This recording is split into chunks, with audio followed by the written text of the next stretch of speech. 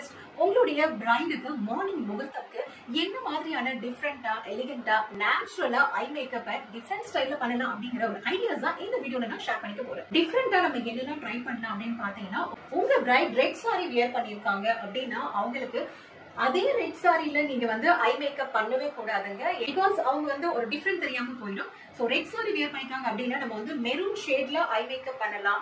Outer கார்னர்ல கொஞ்சம் dark maroon நீங்க யூஸ் பண்ணலாம், இல்ல வந்து டார்க் பிரவுன் யூஸ் பண்ணலாம். ஐ மேட்ல பாத்தீங்கன்னா கோல்டன் ஷிம்மரி இல்ல ரோஸ் கோல்ட் ஷிம்மரி இல்லைன்னா பாத்தீங்கன்னா காப்பர் கோல்டு ஷிம்மரி கூட நீங்க வச்சீங்க அப்படின்னா ஒரு எலிகன்ட் லுக்ல ரொம்ப கியூட்டாவே இருப்பாங்க.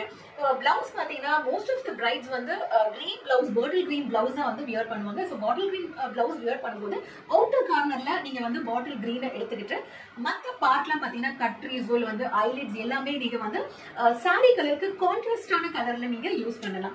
சோ இன்னொன்னு பாத்தீங்கன்னா ஃபர்ஸ்ட் சாரி வந்து கூரை சாரி வியர் பண்ணிருப்பாங்க, மெரூன்ல இருக்கலாம் இல்லைன்னா வந்து ரெட்ல இருக்கலாம்.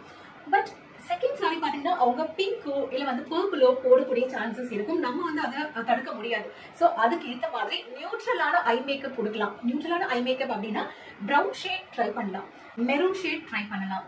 சோ அதுக்கு மேல பாத்தீங்கன்னா அவுட்டர் கார்னர்ல நீங்க கோல்டன் ஹைலைட்டர் கொடுக்கலாம், கட் கிரீஸ்ல இல்லைன்னா காப்பர் கோல்டு ஹைலைட்டர் ட்ரை பண்ணலாம்.